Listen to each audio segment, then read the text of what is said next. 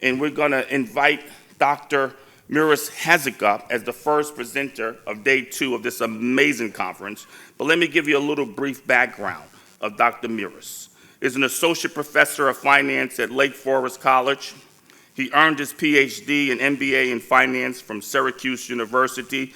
I wanted to play basketball for them. They was recruiting me heavily to play basketball for them after Dwayne Pearl Washington. That was one of my favorites before Carmelo even got there.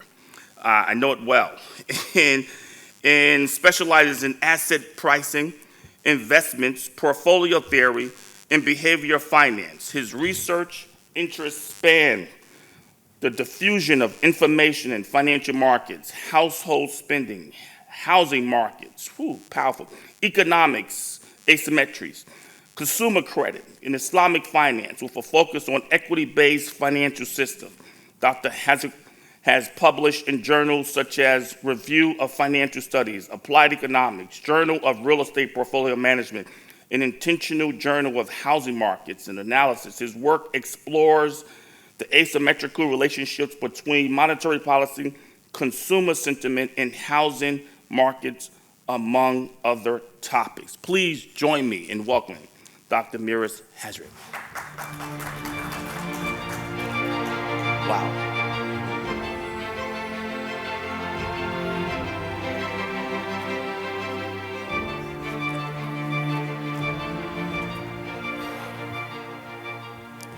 Assalamu alaikum, everyone. Thank you for joining us on day 2. All right, there we go. So, Bismillah ar-Rahman ar-Rahim. So, the topic today is my attempt at trying to propose a solution of a model for waqf, for cash waqf, which would solve some of the underlying existing issues with waqf through different locations and through history. And I attempted for this to be an empirical study. A lot of work out there is theoretical, normative, prescriptive. Minority of it is empirical, so this was an attempt to add to that empirical analysis and hopefully provide a step closer to implementing certain solutions, practical solutions when it comes to waqf. So what are some of the problems? And this is extracted from the literature, but people who are familiar with the topic can probably attest to some of these issues. I myself, as I mentioned yesterday from the case of Bosnia, know that waqf management, waqf administration in Bosnia, it's centralized. It's very opaque. There's not a lot of transparency for who knows what reason, and it erodes trust.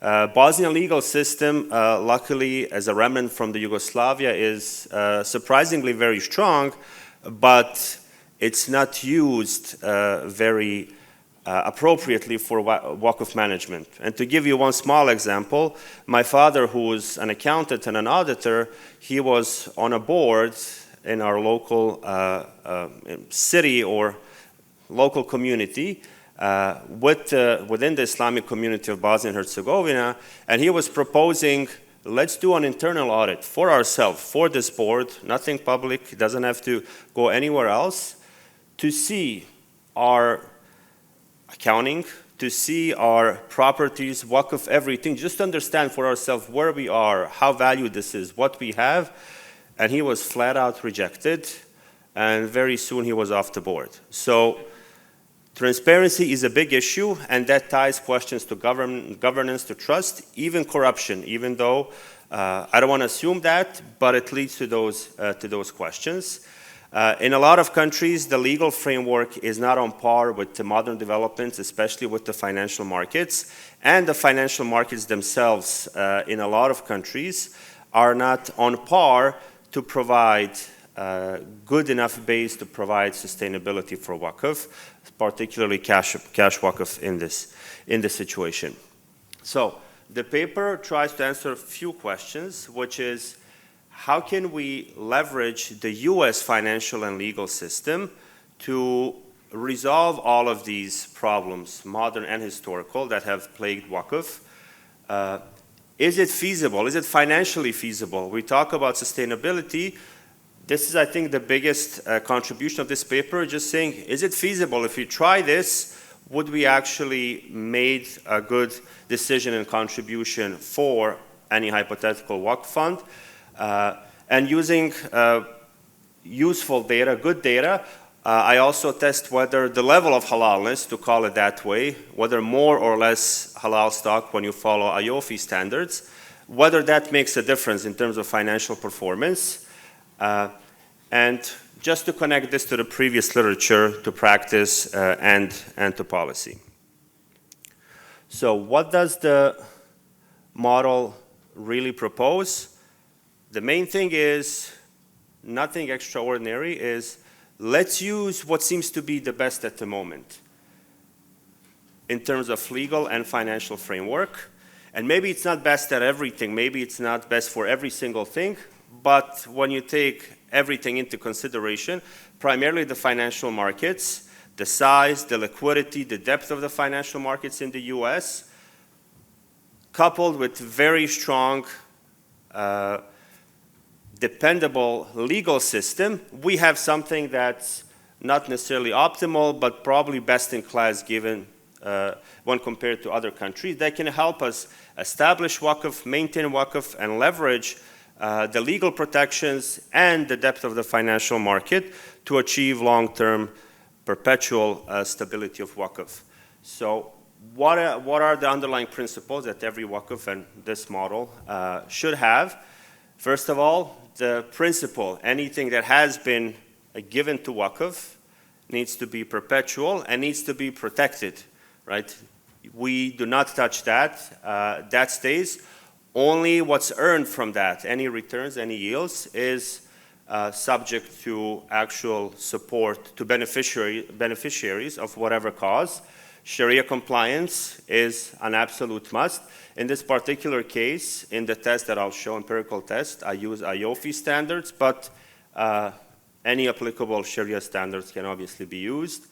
The capital is invested in liquid US markets, such as stocks primarily. We use stocks in the empirical studies, but obviously other instruments are also welcome.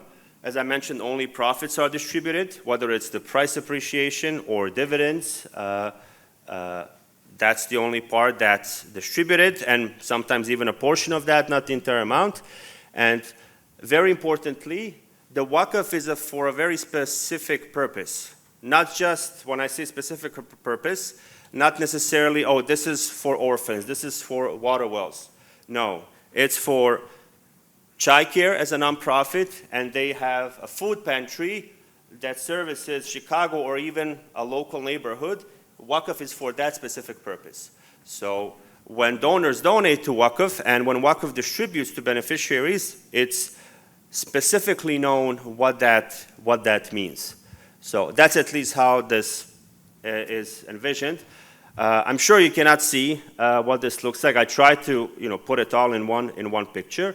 But what is important to mention here is that there's one central platform, digital online platform, that manages this in a central way. And what do I mean by that? I, as a donor to a Waqf, right, I will give some cash to this Waqf, which will go through this nonprofit platform, and that money will just flow to a specific Waqf fund. So the platform doesn't really own anything. They're just a pass-through entity when it comes to money. The money really will go to the account attached to the Waqf of the nonprofit, and it will be invested accordingly. What the central platform does, it's a platform that provides access to what are these initiatives, what are these causes that a donor can invest to, so they can pick and choose and donate money through the platform. And secondly, it's the tracking, it's the accounting, it's the report, the impact reports, all of those things which will establish trust, transparency. That's what the main goal of this central platform that manages all of this. That's the main intention. And once the money is invested through this Waqf, and obviously it takes a lot of time to build sustainability, but through time, through continuous donations, in this model, the money is invested in Sharia-compliant securities, and the returns ultimately will start flowing to the beneficiaries. So this is obviously a much smaller process than having a donation and using that donation directly for a specific cause. Absolutely, we all understand that, but give it 10 years, give it 15 years, give it 20 years, you can get to a point where you achieve stability, financially speaking, where organization for its given size and the scope of efforts can get to a point where from its Waqf, just the returns, just the gains are enough to cover its annual budget, so to speak, to cover its issues. And then it can grow, then it can become bigger, it can think of other projects. So it's a long-term idea, as Waqf obviously is, but it's not that long-term. When you leverage financial markets well, it's a decade to 2 decades at most that will achieve you financial stability with the right steps. And again, this is a bit messy, but what the model does is to ensure that there's trust, then there's transparency, and there's continuity of Waqf. Few things matter. First, the donor agreement. Donor signs an agreement with the central platform saying, I'm donating to this and that cause. This money will be invested in Waqf. That money will be the principal, the money donated will not be touched. Only the gains from it will be used for a specific cause. Nonprofit organization that wants to establish this Waqf that will be donated into also signs an agreement with the central platform saying the same thing. This is my cause or a list of causes. I'm establishing Waqf for each. All the donated money will be used for these specific causes in a manner prescribed. So principle stays intact. It's invested in Sharia according to Sharia principle, so on and so on. And that will become a binding sort of basis for the investment policy, which the board of that nonprofit organization or the board of the Waqf fund will need to abide by. So the process then flows from donation to getting invested, and once sort of the cycle completes, there is some return that is distributed. The central platform will produce impact report, right? And it will continuously produce impact reports. This is how much we returned, how much the Waqf actually financially returned. This is the performance. But more importantly, this is the impact. This is how many stipends for orphan education we were able to provide, and we estimate we'll be able to provide in the next 10, 20, or over the lifetime of this donation. So they provide statistics, they provide transparency, continual information to the donors and to the nonprofits, so everybody understands the impact of this, and that in and of itself, in practical terms, also becomes a marketing tool to grow this to become even more sustainable or become sustainable even more quickly. So why US legal framework? What's the benefit of that? Waqf has existed in Muslim countries and in some shape or form. In other countries we have endowment, we have trust. So why US legal framework? First of all, and this obviously can change. We are in a bit of an uncertain political landscape right now, so things can change. But so far, the US legal system is holding up. So stability, we have mature laws around this, around trust and endowments, around management of endowments, fiduciary duties towards managing donated funds through endowments. And this involves the IRS and given state attorney generals. So you have state level, federal level, you have in certain cases Security Exchange Commission, because this will be involved with managing and investing certain assets. US law, when it comes to investments and managing other people's money, is very serious when it comes to fiduciary duties. So whoever is on the board, be it a nonprofit or Waqf, if it's established as a separate entity, the US law is very serious around fiduciary duties, so it's not that difficult even to get imprisonment if this is not taken seriously. So this is very much aligned with the spirit, the Islamic spirit of stewardship, of amana, which the US law aligns with very, very nicely. Very importantly, this is something that Sheikh Joe Bradford mentioned yesterday. How do we, and that was a big problem historically for Waqf.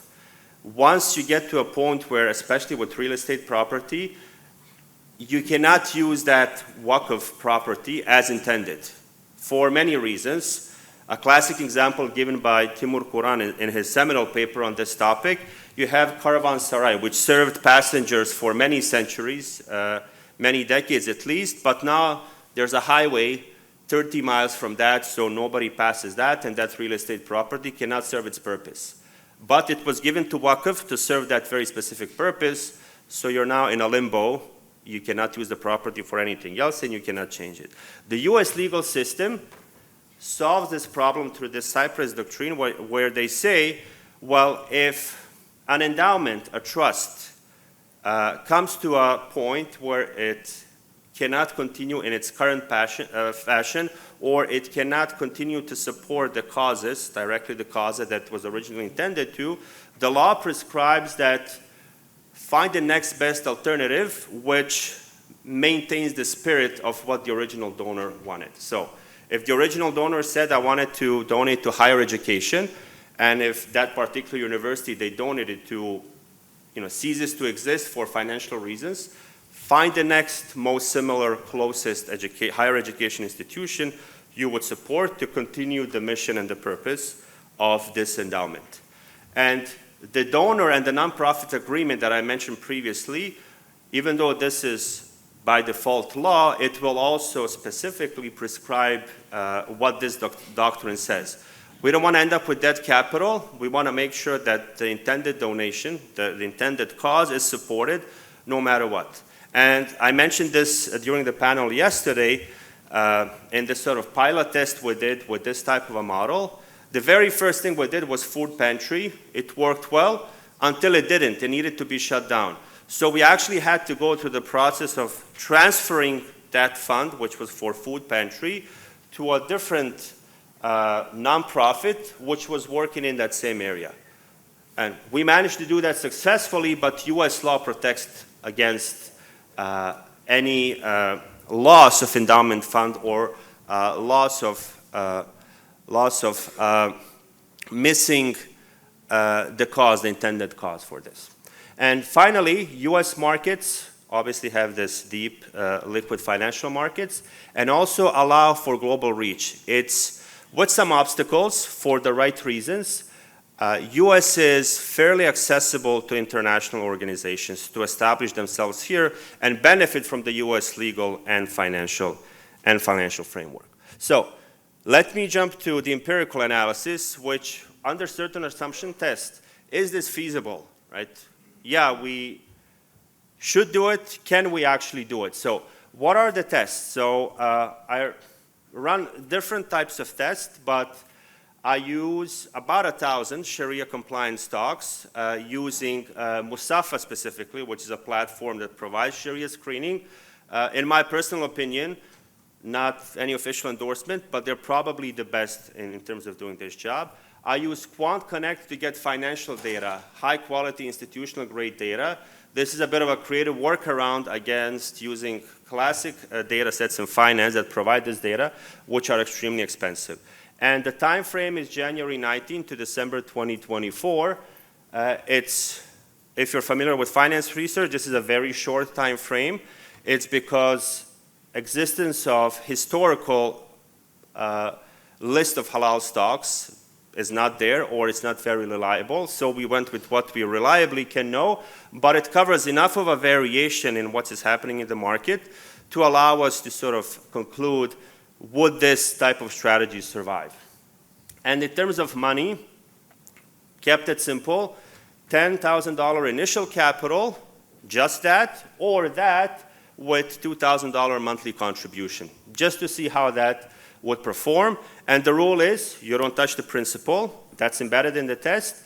And there's once a year withdrawal, one annual withdrawal, which can be 5% of the portfolio minimum, as long as it only uses annual earnings, right? So you can go up to 5% of portfolio, which is consistent with the standard practice of endowments, but with the condition this can only come from the earnings. And in terms of how these portfolios of Sharia stocks are created, we have equal weighted, value weighted, and maximum Sharpe portfolios. Equal weighted means equal amount of money to each stock.